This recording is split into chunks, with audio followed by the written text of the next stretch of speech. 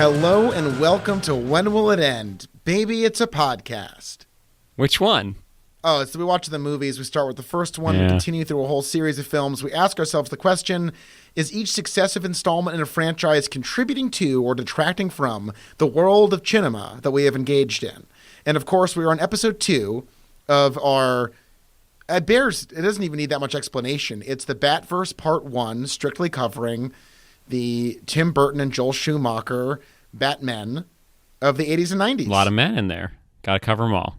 A lot of men. And let's, I want to start things off today with a little bit of levity because we're talking about a famously dark movie, a twisted, convoluted film. That's the best. I know you're going to say another story, but it's so funny to watch this movie and then read all the reviews from the time. You're like, so fucking dark and twisted, bro. And it's like, I guess. It's no Sallow. Lose it. Yeah. Yes, it's no Sallow. I want to write Ebert a letter, but he's fucking dead. That should be on the VHS box. That's what I wanted to say. Yeah. It's no Sallow. Okay, so what happens when Batman meets Catwoman? It's another joke. The Dark Knight Rises. It's friggin' dick. That's a good one. The Bat Dick. Dude. Yeah. And of course, there's a great boner joke in Batman Returns. It's probably something about a boner. I don't know. What was it? Which one was that? When, in probably the best scene in the movie, when Selena Kyle and Bruce Wayne are dancing at the party and she goes, no hard feelings. He goes, no hard feelings. She goes, well, semi-hard. Yeah. That was a good joke. That was a dick joke, right? How many iterations of that joke do you think they went through? She's like, no hard feelings. Well, I felt one on my thigh. What was this rated? No hard feeling. It was probably rated G. There's no way it was rated G. It should. It doesn't. Nothing warranted anything higher than a G. This is such a Charles thing where you don't understand young people at all and you have no memory of being young. All right, I'll give it. It's probably PG-13. I'd say it should have. This is. I mean, look, I'm not saying we. I got it right here.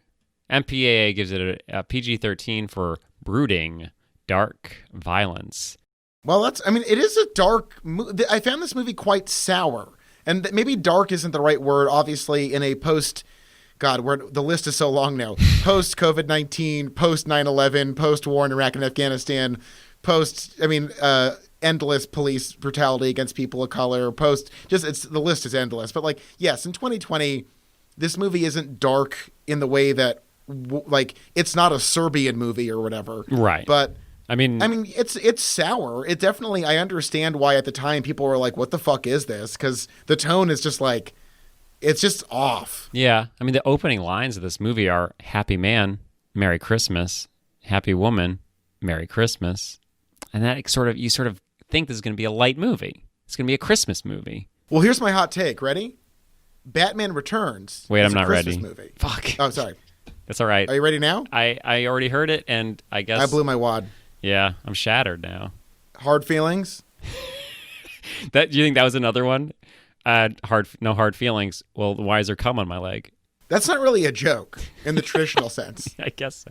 Neither sort of is... What was the final version of that joke? Semi-hard? That's funny.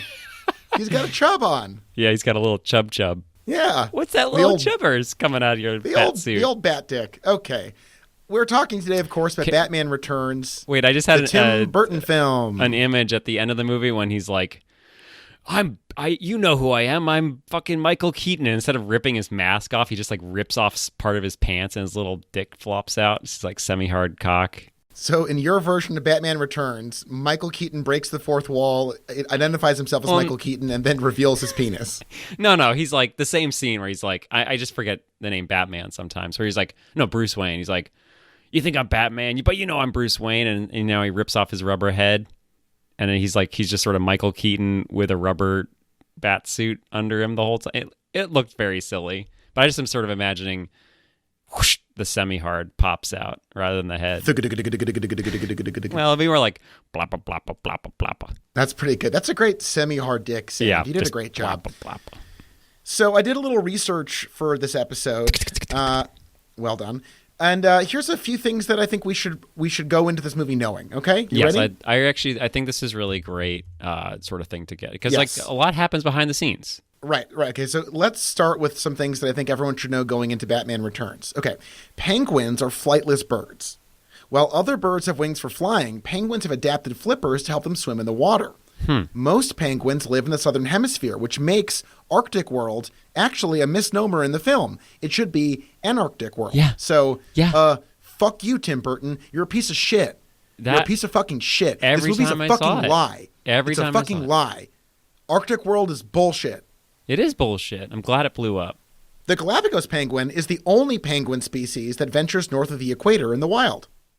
Wait, north of the equator? Wait, what are you talking about? In the wild. There's a lot of... The Galapagos penguin is the only penguin that ventures Oh, north of the equator in the wild. I misheard you. Maybe. Hold on. Maybe. The penguin is a Galapagos penguin.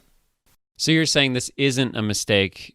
Well, no, I mean, calling it Arctic world is still a mistake. You're right. It's still wrong. I tried to give him an out there. And I'm trying to yes-and him, but when you think about Hollywood and the Me Too movement, it's guys like me yes-anding powerful men like Tim Burton that allow sexism to be perpetuated and unspeakable crimes committed against people.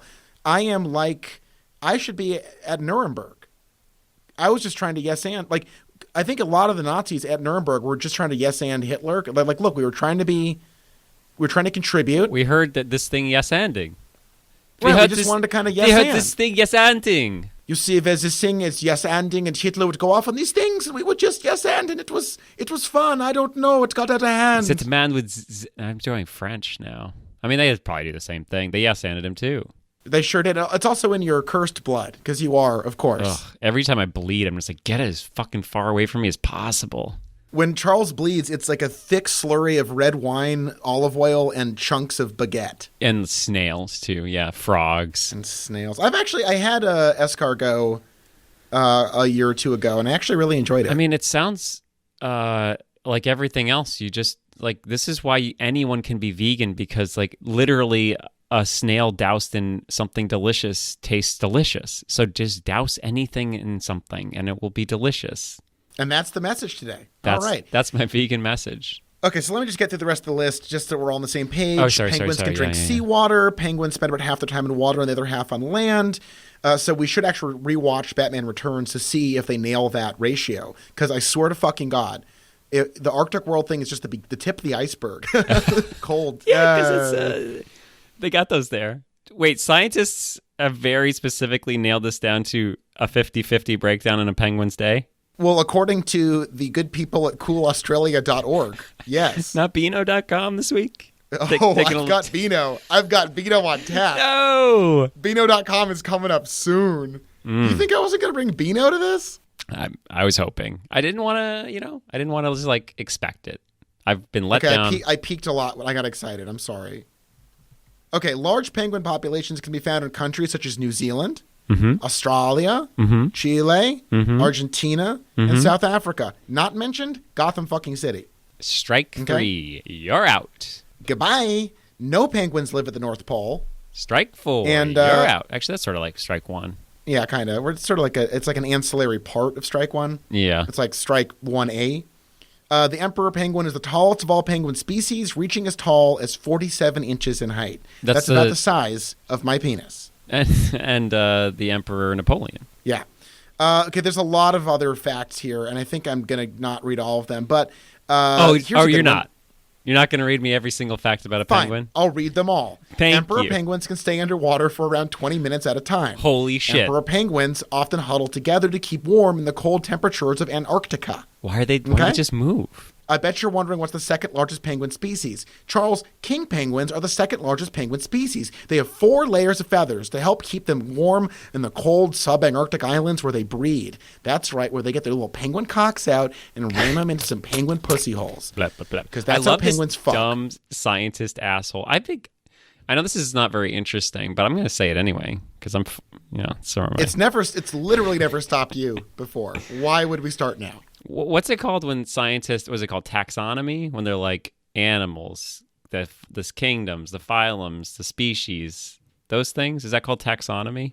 Yeah, it's the branch of science concerned with classification, especially of organisms. I am fucking done with taxonomy. Because the other day I'm like... go off, King. Yeah, thank you. I was like, Amy, I saw a turtle out on the walk this morning, and she's like, well, it's probably a tortoise because turtles live in water and tortoises don't. And I was like, who gives a fuck And then we looked it up and it's like, oh, it was actually a turtle because, sometimes they don't live in the water.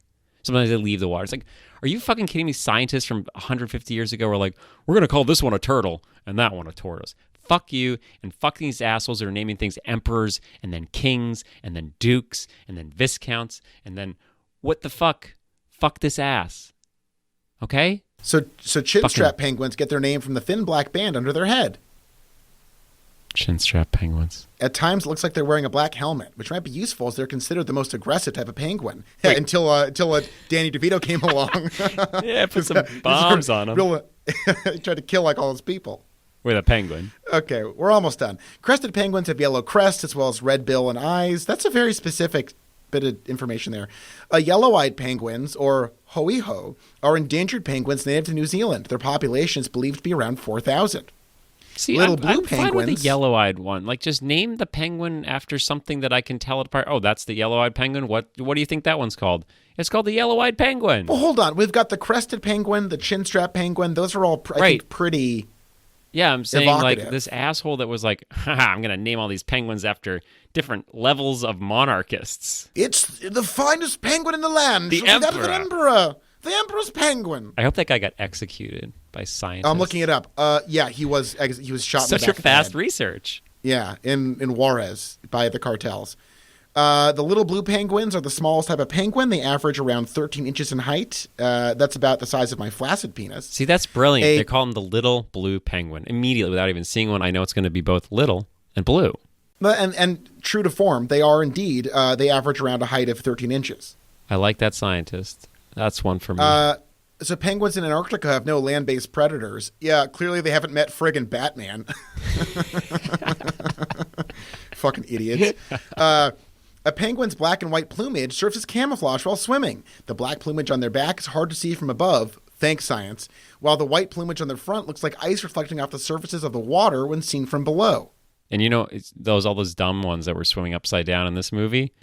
Wait, I'm sorry. This just blew my mind. More lies. Oh, well. You're not going to... This is insane.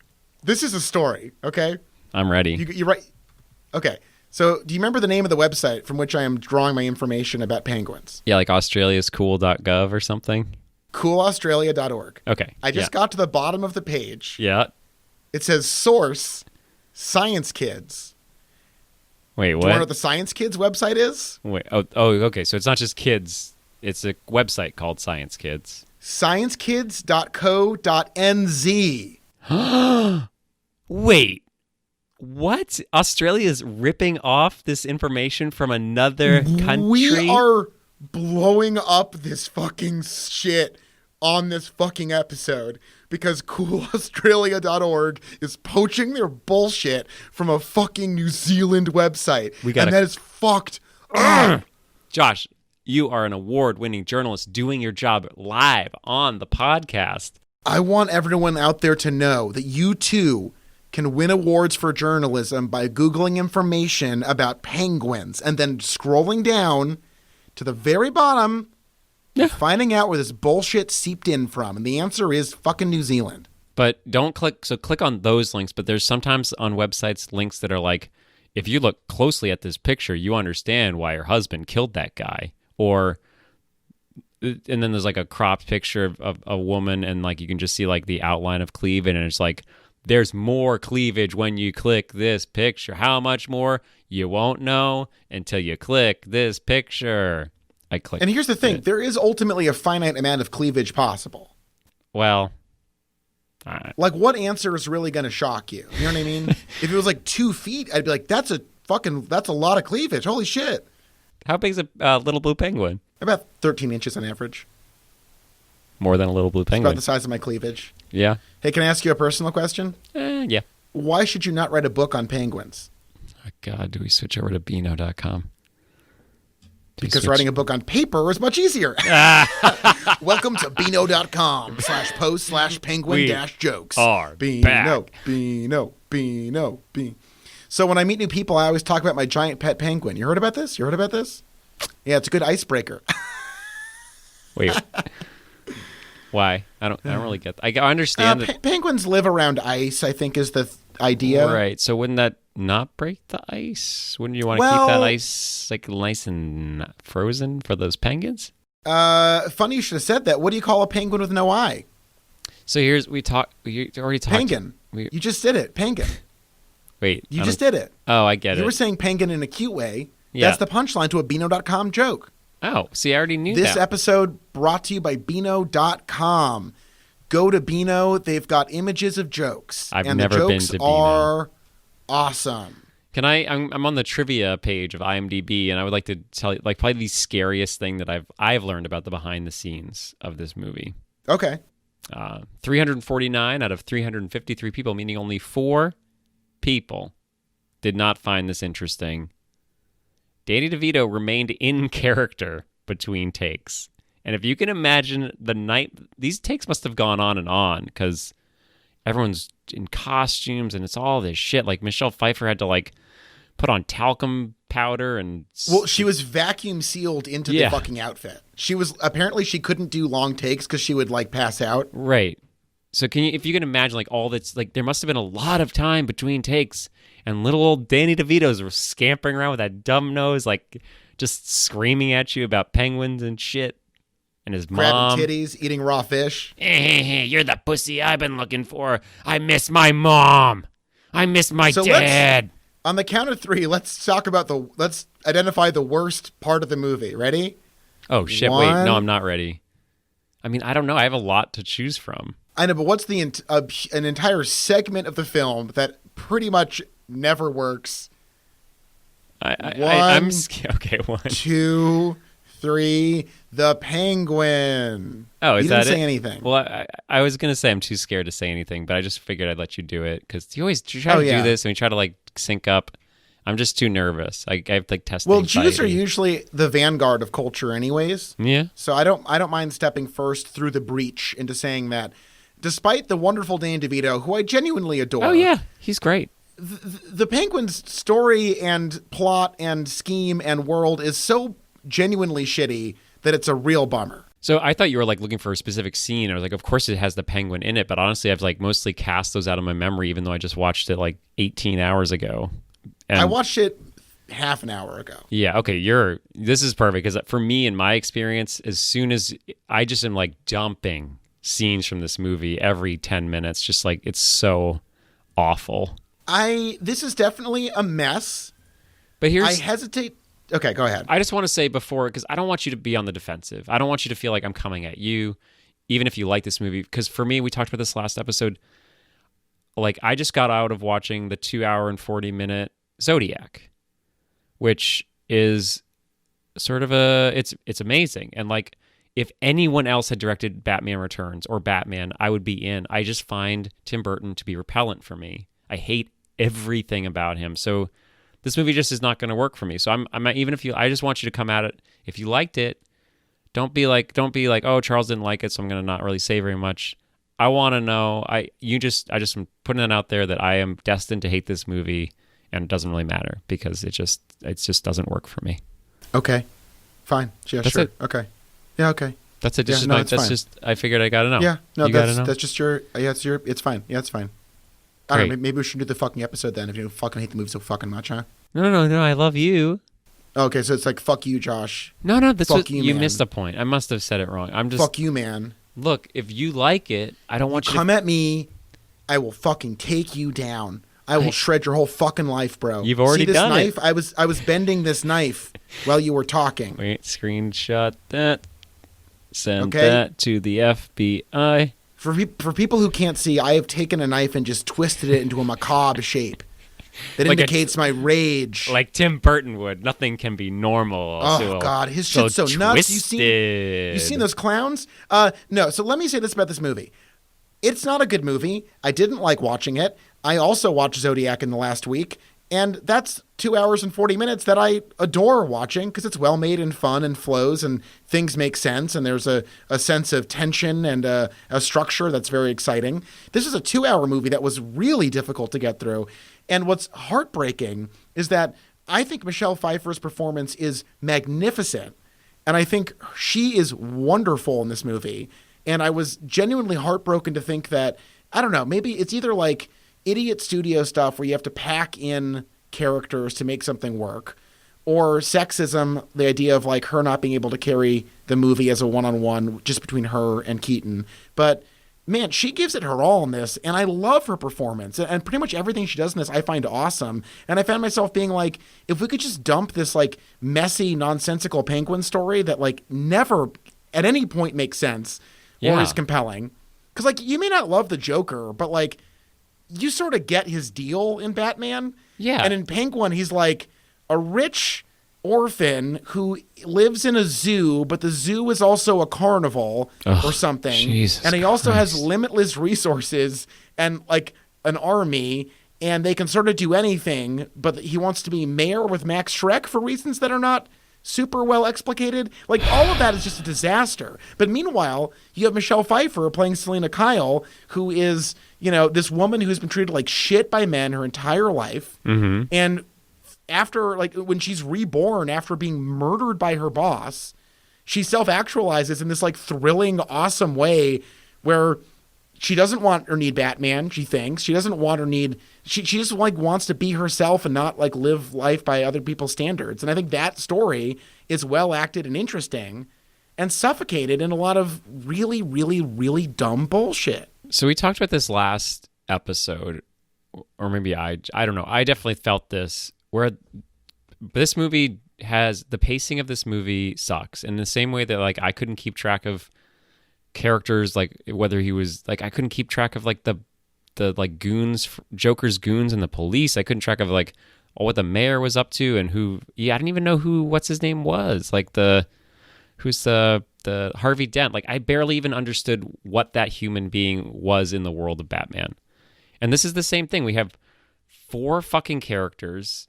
We have 18 sub-characters. We have 5 plot lines. All of them are boring and suck, except for, like, Batman. It's not even a Batman. This isn't a Batman movie. Batman barely does anything. It's a Batman movie if you don't like Batman, which it's a great theme that Chris Nolan would later pick up in The Dark Knight Rises by thankfully removing Batman from that film for a long stretch of a Batman movie, which is always good. I cannot wait for the Batverse part 2, because like all I wanted to do when watching this one, especially like the last one was fine. I was like, okay, it's sort of cool to be like, this is a comic book movie. This isn't like a real life movie. And this one was so awful for me to watch. I was like, I just want the reality of The Dark Knight. I just want to watch a bank heist in like IMAX. That's all. I don't want to sit through this anymore. I just want to be in that world. Well, okay, the problem with this movie is about putting a hat on a hat on a hat just with Penguin. Or an umbrella on an umbrella on an umbrella. Oh, God. Because with Joker, you're like, he's a crazy gangster guy, and he's lost his mind, and he's taking his revenge on the world. There isn't really much of a plan other than he's a gangster guy on steroids, essentially. Right. With Penguin, he's an orphan who wants to find his identity. Yep. He wants to be accepted by society. Yep. He also wants to secretly subvert society and be its Penguin King. Yep. And he's also working with Max Schreck. And he also has his circus army, which is never explained unless I miss something. No. Like, it's so much shit to put on one character. So no matter how hard Danny DeVito tries, you're just left being like, what the fuck is this guy's deal? Like, why is he a Penguin Man? He's not a Penguin Man in any other depiction of Penguin other than Tim Burton's dumbass brain. Ugh. And you know what's weird is that, like, you mentioned him trying. Like, I feel like he's more intense and, like, crazy in shit like It's Always Sunny. Like, he's at like a 4, a sleepy 4 in this movie. Oh, I wouldn't. I mean, he's the scene where he's, like, eating a raw fish in a corporate political office. That's pretty cool. Yeah, that's great. That's I couldn't stand it because it's just, I don't know, like maybe he's at a 10, but it's like the Tim Burton 10, which is just so far out of reality that it just, everything gets so subverted for me. Well, I hear what you're saying, because essentially, even though I find Chris Nolan to be often unimaginative and needlessly gray because he enjoys that aesthetic, the fact that in this movie, people seem to actually really like the Penguin for a little bit, despite literally everything about the Penguin. Right. Like, we're just shown Gotham as like a city of like malleable clowns who are just so fucking dumb that it's hard to humanize them. It doesn't like, make no one behaves normally, and not in a cool comic book way, just like in a something happens. There's no relationship between anything else. Like, it's just, well, I would even say crazy. that the relationship is antithetical Antithetical? Antithetical. Because you have one scene. The Penguin and his goons attack for no reason, like zero reason at all. And then one scene later, he saves a baby, and it's as though he hasn't done anything dangerous to the city of Gotham. And they're just like, oh, you saved my baby. Welcome. Oh, you look weird. But but then they make a point earlier in the film that people have noticed the Penguin Man and talked about it. Remember the newsie? Right. It's like, Penguin Man. Yes, but it's like, oh, he goes from a violent criminal, literally just shooting guns and setting things on fire, to saving one baby, which seems very much like a setup so that he'll be accepted, and then he's accepted. And then the mayor disappears. Then they're like, this is the shit that drives me crazy. They're like, I'm going to run for mayor, but it's not an election year. Don't worry, we can recall the mayor and have a special election. And it's like, what the fuck? Shut Why up. is this so complicated? Yeah. It doesn't need to be this complicated. Just have it set during an election year, okay? Right, like if the point is about how like powerful this corporate asshole Max Schreck, who by the way, legend has it, is based on one Drumpf, one Cheeto Man, Orange Man Bad? Uh-huh. Yeah. Wait, I also heard he was based on J.P. Morgan. Well, that's crazy. J.P. Morgan never would have acted like that. He was full psycho. J.P. Morgan was old school psycho. Maybe it was just his costume was based on J.P. Morgan. I went to J.P. Morgan's house in New York when I was young, and it was cool to like walk around where like a guy who like literally bailed out the United States, I think multiple times, lived. Like that's how cool it was to be rich back then. You could just like buy America back every once in a while. Yep. Now you have to like pay for absolute like chodes, like political assholes to like do your bidding for you. Where back in the day, they were like, I'm just going to write a check for America. And how about you just leave alone all my steelworks, you fucking losers. Yeah. But I wanted to say that you said the only like real trait, especially at the beginning of the movie, was that he looked weird. And that's one of the things I fucking hate about Tim Burton. And also one of the things I hate about Roald Dahl, which like Roald Dahl's like accepted as this like cool, demented children's storyteller. But this one thing that he does over and over again is like he makes bad guys just ugly and fat and weird looking, as though like just because they're fat and ugly and weird looking, that means like, oh, of course they're going to be awful. Like they threw away a baby because it had a weird nose and a weird hand. Well, hold on. It also ate cats.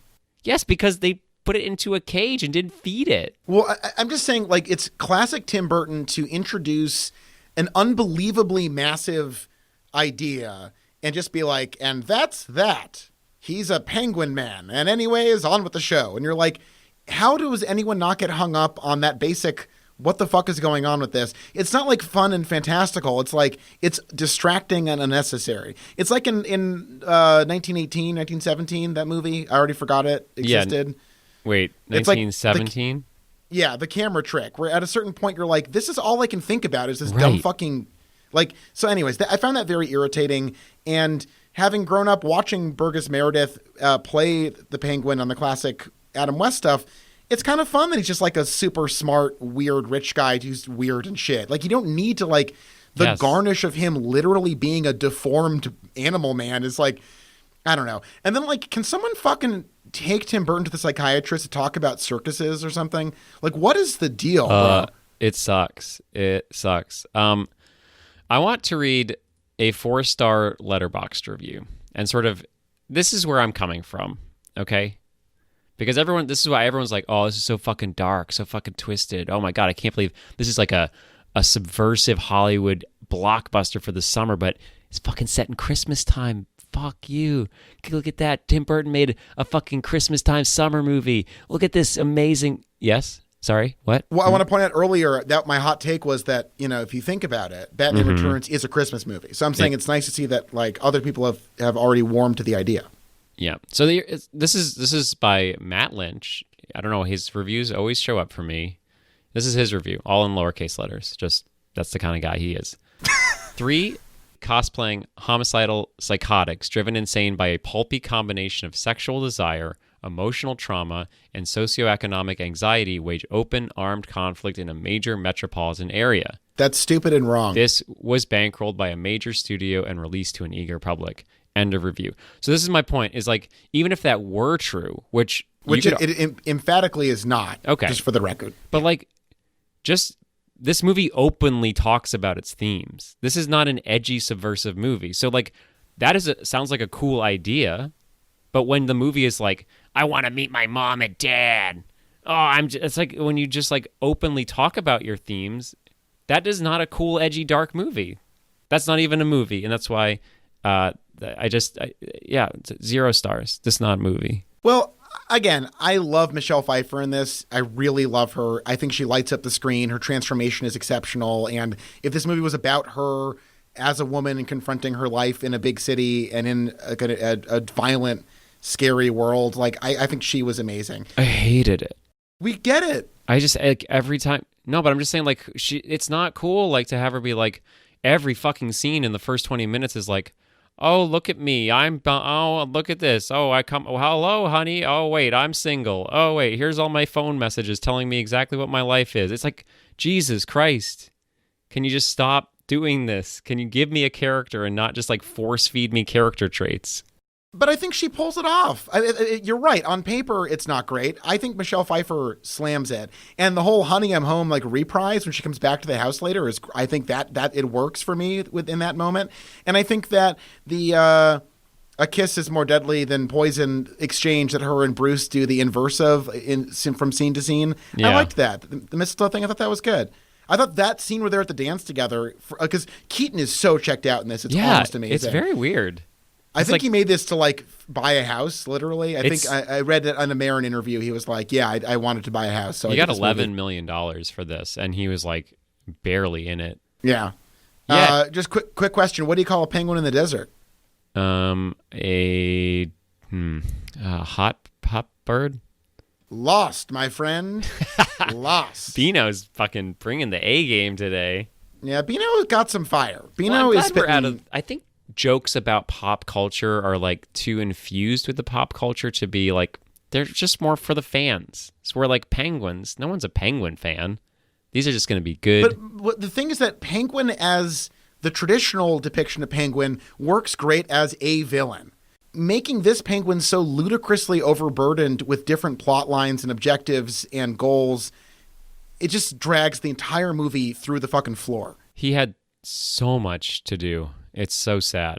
Yeah. And it's not fair to Danny DeVito. It's too much for any one actor to accomplish, and none of it really works. Ditto for Walken, who I love and everything, but like that character, Shrek is barely a person. A terrible character. Also, I thought it was Johnny Depp for like 1 second. That's crazy. Well, I just feel like Burton has this look, and he just like dresses everybody the same and gives them all the same hair, and like Johnny Depp is very known for being a Burton guy, and I was like, whoa, and it just sort of confused me for 1 second before he started talking. He's also known for spousal abuse. They both are, or just Depp? No, just Depp. Okay. Depp. It's hard to imagine Tim Burton having the muscle mass to really do much of anything. I mean, you know? words can hurt. Yeah. And so can a kiss if you mean it. More than a mistletoe. Let's talk about another thing in this movie that sucks. It's funny how in the CGI era, people often bemoan sets, the lack of physical sets. That's like the best thing that we've ever lost. Like 70 years of just shooting shit inside of a building like that. In this movie, you just feel like they're like legally not allowed to leave several spaces. Yeah. And we just keep coming back to these ridiculous spaces over and over and over again. And I admire the sheer batshit, if you'll excuse the pun. Like, they're very crazy sets, and I admire people making crazy shit. That's cool. But like, if we spent any more time in that one square in that movie, I would have lost my mind. That was the same square in the first movie. And it becomes like an albatross. Like, it becomes just like, again, a sucking void where it's like, we just can't escape going around the same turn into the same fucking dumbass room. And it's a room, motherfucker. It's crazy. It's like 3 set pieces happen at the Christmas tree lighting. And it's so fucking boring. Like, okay, another shootout at the Christmas tree. Oh, look, a person fell on the Christmas. Jesus Christ. And then also, like, that whole idea he kind of beat to death in Batman. Yes. It's just like, get a new idea, motherfucker. Like, it's a sequel. So live a little. The framing. I don't know. My mom, when I grew up, she always hated movies where people were wrongfully accused of things. And she never even saw Wrongfully Accused, the Leslie Nielsen movie, just because, like, the title itself is like, no thanks, Mom, she says. She said that to herself. No thanks, Yes. Mom. Yeah, she said All that right. to her. And I can't imagine her watching this movie because, like, there's a huge part of this movie where we're all like, wait, Batman bad? Batman bad? And it's dumb because, of course, like, I don't know. I do agree with you. But no, that's like the if- laziness of this movie where it's like you have all these fucking plots and none of them make sense. Like, 1 minute Danny DeVito's bad. Oh, next minute he's good. Oh, everyone loves Batman until without really any evidence except Batman's on the same building as somebody who just died. Everyone's like, oh, Batman's bad. It's like Burton just... Well, that's what I'm saying. It's like the badoo of his storytelling where it's like, and this happens, and Wait, this happens, and this happens. Is that the semi-hard dick? The doopa-doopa-doopa-doopa-doopa. I guess so. Yeah, they bear a distant relation, I imagine. I didn't have that in mind, but... Well, I do now. Wow. Wow. But we are hitting on some stuff that we have to talk about. I did some more research for the episode just to dig into some of the claims made in this movie. So this is from petplan.co.uk. The facts behind a cat's 9 lives. A common myth that we've all heard is that cats have 9 lives. But where does this fiction of feline immortality actually come from? Wait, this is a why fiction. is it the number 9? Wait. Excuse me? This is a fiction? Well, no, stick with me, okay? Okay. Do cats actually have 9 lives? Oh, okay. Here we go. Ready? Yes. I'm going to say yes this time.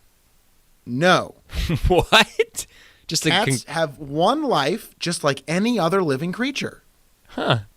Makes you think, right? But, a cat is probably the most independent pet out there. They can withstand falls and other serious accidents, and Selena does fall quite a bit in this film without being fatally wounded. She never lands on her feet, though. Well, we have to keep thinking she's died. I'm just saying, like, that's the most cat thing I've ever, like, if you drop a cat, it'll always land on its feet. Not always. I've seen my cat Harry go right in his old pooper. Right on the pooper? He just flopped down right on his exposed rectum. God, was shit coming out? I saw him poop today. I've like almost never seen Harry shit. That's so true. I got him a new robot litter box. What? You did? Well, because in our new apartment, it's a 1-bedroom. It's not the biggest apartment in the world. So that the robot litter box is outside our bathroom, which is near the kitchen. So I was eating something and I just like watched Harry take a shit. Wait, this is what I will never understand about cat owners is like you just like have a box of shit. It sounds like in your kitchen. It's a robot box that hides the poop in a little secret compartment. But it's in your kitchen. It's far from food. No, it's not really the food. Obviously, you're not going to like throw food on the ground. You think I'm eating the turds out of the box? That was my point. You think I'm going over to that box and going, yum, yum, yum, a little snack for daddy? Let's see. We got the refrigerator, we got the pantry, we got the cupboards, and we got the little turd box for late night snacks. Honey, I'm making dinner. Do you want some? No, dear. I had a late lunch.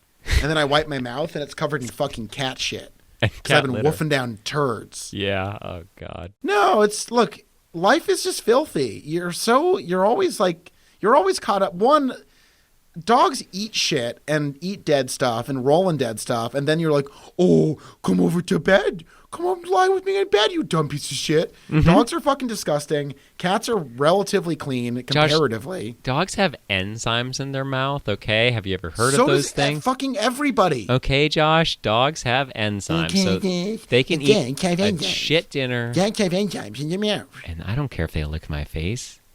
I sort of like it. This is a horny movie. Because Penguin... No, it's not. Penguin be trying to molest right and left. Penguin's like dying to molest. There's that great scene where he's like, I get to molest all day as mayor, which, as it turns out, in American politics, is essentially the most accurate part of the movie. I'm going to interrupt you because this is like the only thing I thought of while I was ending this movie was like, and I'm not trying to shame people that have never had sex. This is not my point to be like, it's bad that you don't have sex. I'm saying this movie was made, it like feels like Tim Burton has never actually had sex. He's just heard about it. I mean, this is not a sexy movie. This is not a weird movie. It's not a perverse movie. This is like a guy that has never had sex making a sexy movie. If you don't think Michelle Pfeiffer in that outfit licking Michael Keaton's face is arousing, I don't know what to tell you. I mean, that's what I texted you right as I finished. Like, I would watch the 90-minute cut where all 90 minutes was a like planet Earth level slow motion of just hair licking his face, and I think that is a very good movie. I'd watch that. The Batman unfurling thing that I sent you. Yes, the title card does unfurl, which is an interesting choice. If you made that movie, I would have hard feelings about it, if you catch my drift. Not semi? Penis. Not semi. No, that's great stuff. Yeah, you got emperor level dong happening down there. Full emp. We're talking the full 47-inch Emperor experience. No little blue penguin for me on that glorious day. I just sort of had an image of if men's penises sort of like, I don't know, you weren't stuck with the same size for most of your life, and it could like, I don't know, sort of like grow and shrink based on your level of arousal. So I guess you could still be like, I think it does grow and shrink based on level of arousal. No, but I'm saying like not going from like size 1 to size 2, but just like an infinite array of sizes depending on how aroused you were. Like you could go full emp if you're like really feeling it. You could get that 47, but maybe sometimes you're just feeling kingly, and then sometimes you're feeling little and blue. Imagining like a spectrum with defined like percentages of like that correspond to arousal, and all named after penguins. So like, you'd be like, hey, you see that new barista? He gave me a real crested penguin, if you catch my drift. And then Alice would be like, Josh, what's wrong? You're rather than me like, Josh, you can't get hard tonight. You're like, Josh, you're only a little blue one tonight. And you're like, hey, yeah, I'm tired, baby. For all the conservatives listening, yes, this is the future liberals want. Penguin dicks. Penguin dicks. So cats have a large surface area compared to their weight, reducing the force of landing. Cats have evolved to live in trees and therefore have adapted to conquer falls. Their righting reflex enables them to twist their bodies and land safely on their feet, and they have flexibility in their bones and ligaments, which help them to sustain minimal injury from many different accidents. So I'm hearing a lot of, maybe not circumstantial evidence, but just sort of like fluff evidence. What's the stuff that's like not related? There's a word for this in legal terms where it's like, oh, that's evidence, but it doesn't actually prove anything. I think, as Commissioner Gordon says in the Batman Returns, holding up the Batwing, circumstantial evidence. Okay, sure, let's stick with that. Might not be right, but anyway, this is a lot of circumstantial evidence. I'm still not seeing really any proof that cats don't have 9 lives. Well, we do in the movie. It does depict with great veracity that cat woman had at least 9 lives. She probably has more because she died a lot. I know they were counting it off. Well, did you catch it? She counts to 7, and then she tackles Max and tongue kisses him with a taser, and he dies. Yeah. And so it's implied at the end that she indeed had a 9th life. Wait, she's only got 1 left though. Bum bum bum. That must be scary to be like to have wasted all 9 of them on one, or all 8 of them just on one thing.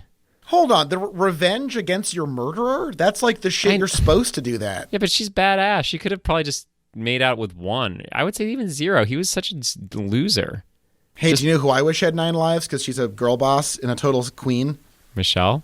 The notorious RBG. Yeah, she's going to die soon. Oh, she's so fierce, though. If she had 9 lives, she could be judged forever, and we could make more movies about her. Jesus. Can you imagine that?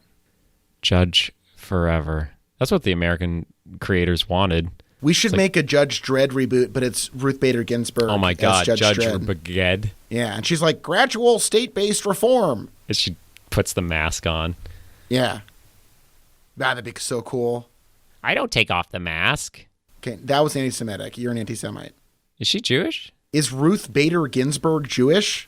I don't know. That's why I asked. Yes. Oh, okay. Okay. She's a Jew. She's a descendant of Abraham and Sarah, Rachel and Rachel, Yitzhak. Yeah. Just list them all, man. The crew. There's so many forefathers and mothers. God, we'd be here all day. People wouldn't. I think people would be into that. I don't have time for that. An 80-hour episode where you just list the descendants of Abraham or whatever. Hey, you hear about how this penguin built a Lego house? You hear about this? No. Actually, I didn't hear about that one. Was it in the news? Oh, it was in the, Bino.com. It glues it together. It glues it together. Yeah. It glues it together. It glues it together. It glues it together. So it glues it together. It made a house? No, that's how it built the Lego house. It glues it together. Why would you do that? Then you'd just be stuck with it glues it. It glues it. igloos it together. I get it now. I was just like baffled by you'd glue your Legos together. Good humor is not necessarily stuff that you laugh at. Okay? Okay, makes you think, I guess what you're saying. Some humor makes you think. Like, for example, you hear about this Penguin's favorite relative? You heard about this? Probably. You heard about this? Wait. Who knows? I'm not going to... What is it? Just Antarctica. Antarctica. The penguin's favorite relative. I mean, at least Antarctica. That one's accurate because that's where they live. Why don't penguins fly? Because we already went over this. Because they're not tall enough to be pilots. It's pretty good. It's pretty good. It's because it's like they're plane. They fly planes. They're also dumb as shit. This is a vegan joke for you. What do penguins eat for lunch? I don't know. Fish? Iceburgers. That shit's vegan, dude. Yeah, because it's just ice and It's just bread. ice, and they're just eating it. Yeah, but you know what else they like to eat? Burritos. Not burgers? No, because it's cold. Burritos. Right, but it could have been burgers. Well, we already fucking did the burgers bit. You want me to? Fine, I'll do it your fucking way. We'll see let's what's get better. 2 burgers. That would be funnier too, because it's like an unexpected. It's like, oh, it's also just burgers. I said penguins. What do penguins? What do penguins like to eat? Burgers. You happy? I'm happy. Can we talk about the music in Batman Piece of Returns? Shit. Yeah, fuck Danny Elfman up the fucking wazoo. What a dumbass. Holy shit. Other than the cool synth music during Max Shrek's holiday party, which was dope. Yeah, that was really good. Do you think he even wrote that? Probably not. I don't know. That whole, I'm not even sure what era it is, if it's 80s or 90s or if it continued for how long, but the whole like, while shit is happening, where it's like a lively city scene. You're like, I know, I'm looking at it. It's a movie. Yes. I know with my eyes that I'm watching stuff happen. I don't need the little sprightly little jaunty theme to, we're looking at bustling Gotham Square, for Pete's sake. This is thankfully over. If you listen to any, like we talked about this on the Jaws episode, like if you watch any movie that John Williams scored, like he's got one good track maybe that you would not listen to while watching a movie, and then the rest of it is just dog shit. Well, it's like take your foot off the gas a little bit. Let the movie breathe for a minute. Jesus. Like the big lush orchestral scores and shit, like suck a dong. Yeah. I just rewatched There Will Be Blood. That's how you score a fucking movie. Yeah. Actually, it was weird because you seem to, I remember you liked the score for the one with the mushrooms. And to me, that's like not Danny Elfman level, like take the gas off, but it's bordering on Elfman. Phantom Thread. Yeah. I'm not going to get back into that argument on our big Batman Returns episode. All right. The fans want us to talk Batman Returns, the movie where Batman is mostly kind of chilling out and occasionally shows up, but isn't like, he's not in it too much. Don't worry. There's not too much Batman. There's not really very much at all. Yeah, don't sweat it. Like if you were like, oh no, more Batman in the Batman movie. But Josh, isn't that fucking daring as shit to make a Batman movie where he's just like is Bruce Wayne and in his big Batman scene, he rips his stupid head off and it's like, I'm just Bruce Wayne and I love you. I want to fuck you. I want to do sex with you, Catwoman. Tim Burton's like writing the scripts like, do people say do sex with you? I say it. Does anyone else say that? And they're like, yes, Tim. Yes, and. Like, great. Do sex. I want to do sex with you, Catwoman. Nailed it. I was moved by that. That's good writing. Tim, write me another picture. What's Tim going to do next? He just did Dumbo. He did Dumbo. Well, Dumbo was a fucking disaster. It was a dumb disaster. Absolutely. It was a dumb bomb.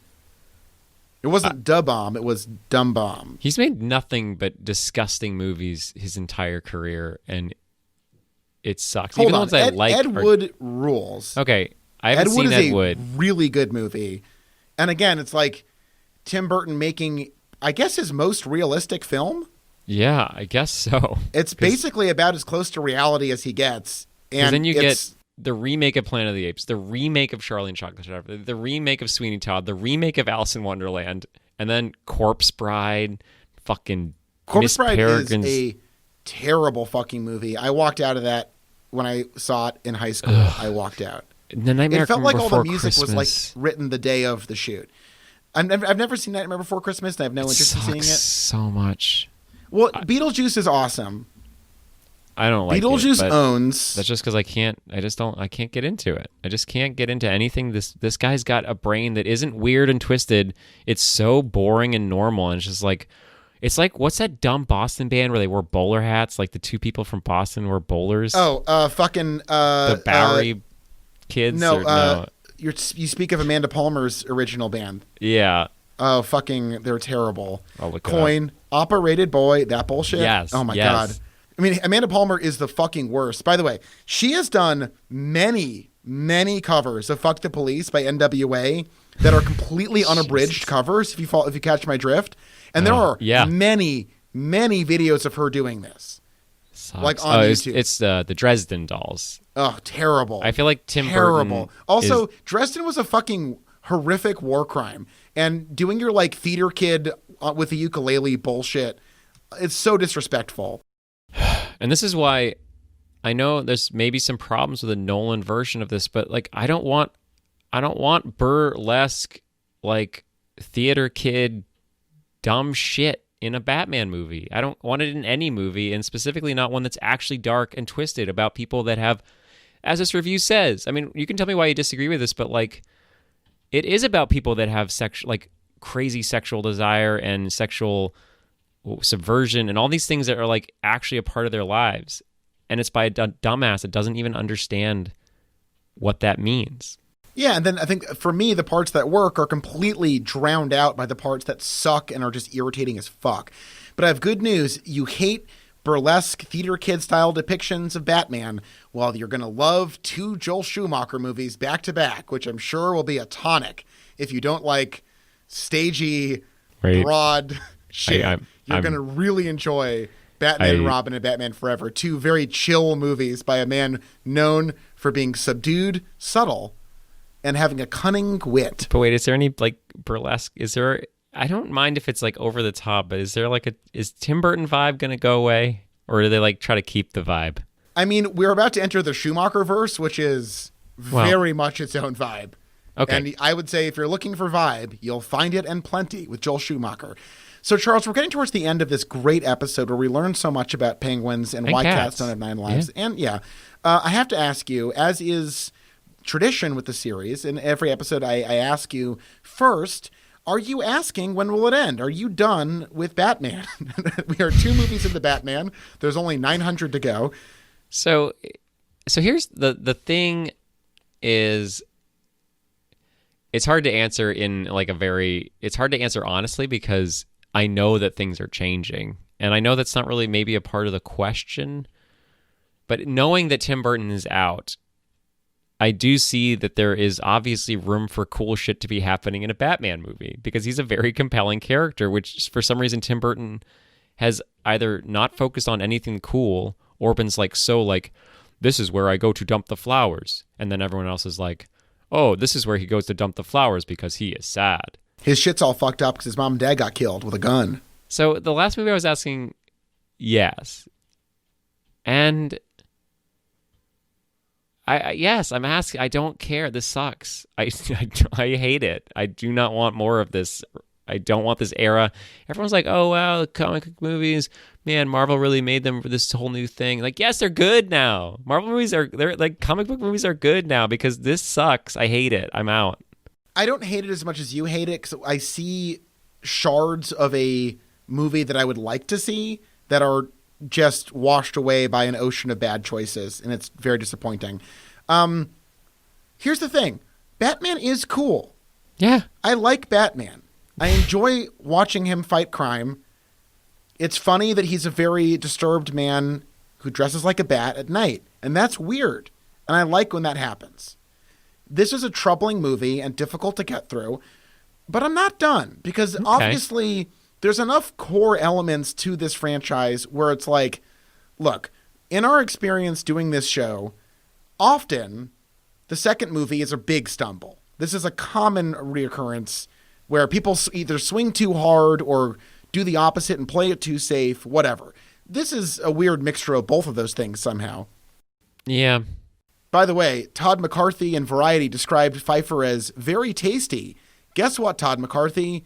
You fucking suck. Who's Todd McCarthy? Some idiot writes for Variety who called Michelle Pfeiffer very tasty. This was in a review. I thought it was like some sexual pervert on the set.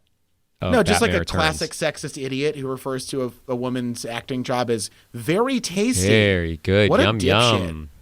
Anyways. He's like, well, I really related to the Penguin because while I might not be a man with 4 fingers, I did want that pussy.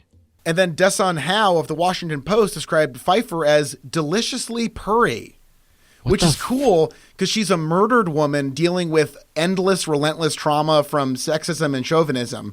But yes, she is deliciously purry in the movie. Wow. Definitely engaging with the movie, Dasan Howe. Men should be killed by Catwoman. That I endorse. Yeah, that was like, this is the thing. If you tell me the plot of this movie, it's like, whoa, it's about a woman abused by the powerful and rich who comes back as a zombie cat and is out for revenge while also playing weird sexual games with a man who has a traumatic past, trying to figure out how to be like escape the torment of not having parents while living with an old piece of shit man named Alfred. Like, this is all sounds great. And then Tim Burton comes in and is like, what things should I focus on? Oh, I know. You're nailing the dynamic that kills me. But it was all worth it because Batman Returns was nominated in the Golden Schmoes Award for Best DVD/Blu-ray of the Year. It did not win. Oh, what won? I don't know. Wait, it doesn't tell you what won? It doesn't. It just says what it was nominated for here. I'm not a fucking scientist. I'm not a penguin scientist who can answer questions I want such to know as the average height of the Little Blue Penguin. When was it 13 nominated? inches. I don't know. Wait, where are you getting this information? Wikipedia. Golden Schmoes Award, Batman Returns. I'm doing it too. Let's I'll see get who there gets first. there first. All right, Golden Schmoes, Batman 2005? Returns. No. 2005. Batman Begins. Yeah, Best Batman DVD. Awards. This is terrible. I don't care. Oh shit! I just hit. I don't my care. Fuck. Best DVD. What does that mean? Best DVD. It was the number The one shiniest of DVD/Blu-ray. Blu-rays. The bluest of Blu-rays. If you licked it, it tasted like fish. The Penguin's favorite snack. Little Blu-ray. Yum yum yum. Here it is. All right, nominee. Yep, Batman Returns. Golden Schmoes. Who took the top DVD prize that year? You don't know. You're not going to find it. You piece of shit. Fuck. What was it? Hold on. I almost found it. Best DVD. Best DVD. What? There it is. Not Saturn. Oh, it's Saturn Award.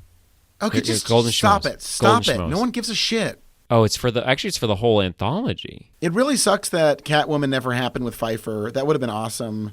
It died out in development hell, never came together. Instead, we got Catwoman starring Halle Berry, which is famously a very good movie that everyone likes. Go watch the Catwoman basketball scene if you have not seen it. I found it. Okay, so this is actually really incredible because it was the 2005 year, which was the release of Batman Begins. So this is very interesting that Batman Begins went head-to-head against Batman, Batman Returns, Batman Forever, and Batman and Robin for Best DVD/Blu-ray of the Year. But they both lost. Not to Incredibles, not to Star Wars 3, Revenge of the Sith, but to Sin City. I bet that's a dank-ass DVD. Yeah, that was fucking... I own that one. I feel proud to have owned the 2005 Golden Schmoes Award for Best Blu-ray/DVD. And I'm happy for you. Charles, I would like to go home at some point. So let's go to our MVPs. I'm fascinated by what you're going to say on this one.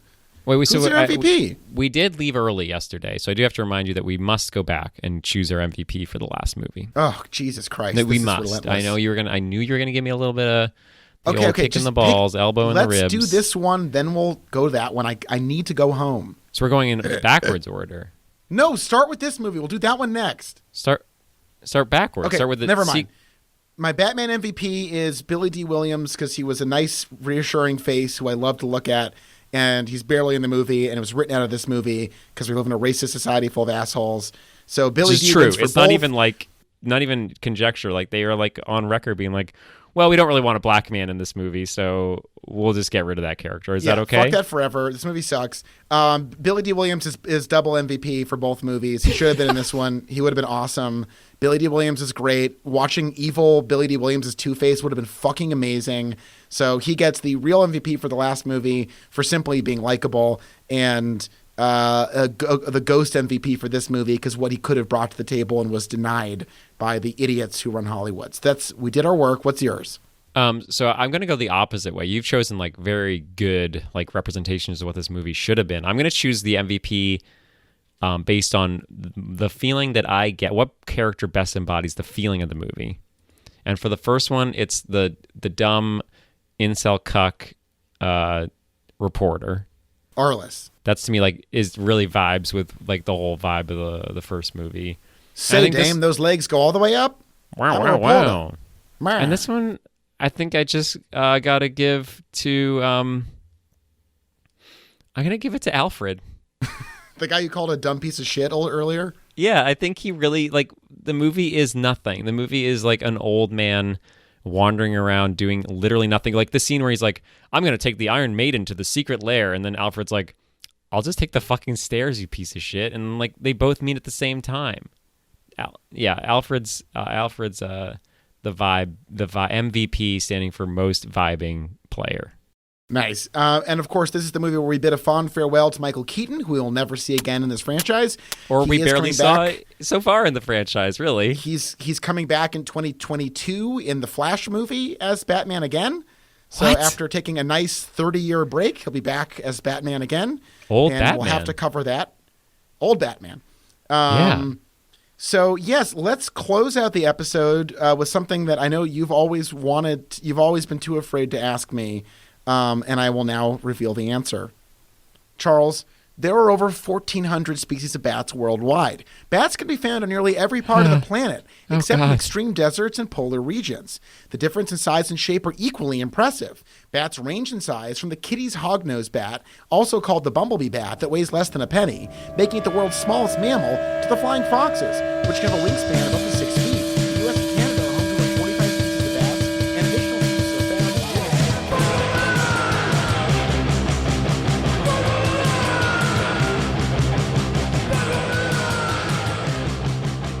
We got similar hairdos today. The theme. The theme is up. 1, 2, 3. Too loud. No, loud enough. 1, 2, 3. I'm Josh. This is Charles. I think it's pretty good. Wait, you get both now? I'm Josh. This is Charles. You want to just do the whole show today? Just make editing real easy. So this one time, I was going to see Batman Returns at my friend's house. Yeah. And we had to walk there, and we'd go down Main Street and take a left on Elm. The fuck does this have to do with a roller coaster? And then sometimes he would be in a bad mood when we got there. Anyways, he didn't have the DVD. That's the story. That's the story of how I almost saw Batman Returns. But didn't. Are you recording? Yeah. Me too. Great. So you got that? Oh yeah, that's outro material right there. This is great. Let me turn you up a little bit. Okay, ready to go whenever you are. Count us out.